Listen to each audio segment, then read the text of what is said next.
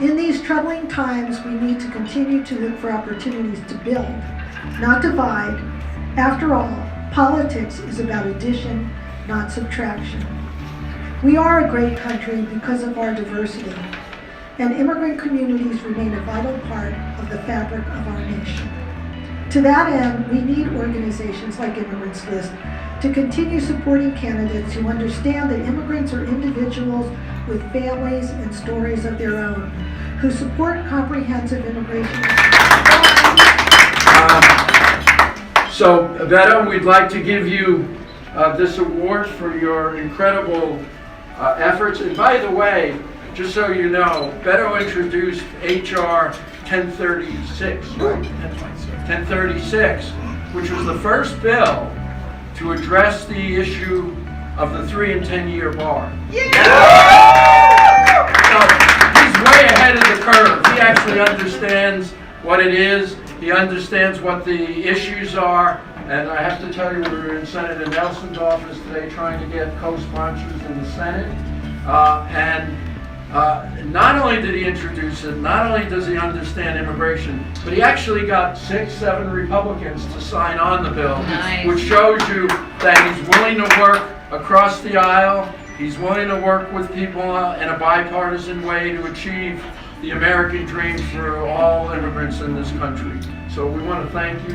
Thank you very much. That I'm with you on this.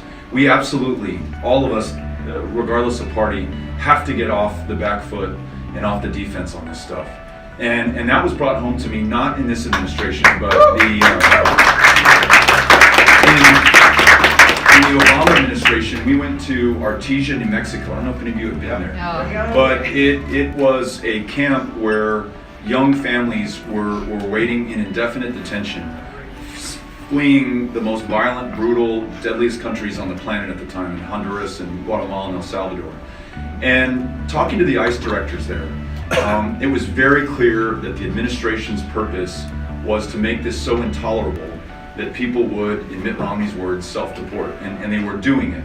The uncertainty of knowing what was going to happen to their kids, not having a bond set at a reasonable amount, not knowing if they'd ever be able to connect with family or resolve their situation. So many of them sent themselves back to Guatemala, in some cases to violence and perhaps death in the process. And the attorneys who pro bono were trying to represent those families are my all-time world heroes. For the drive from El Paso, which is the closest city to Artesia, was 3 hours.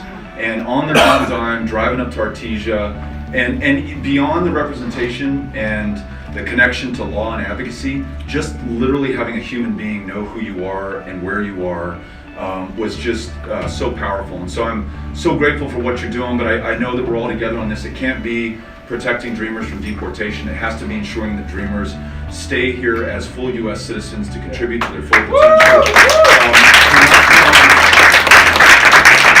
All that she has done and continues to do to fight for immigrants' rights, we here at Immigrants List are proud to celebrate her success and award her with the 2018 Maggio Award.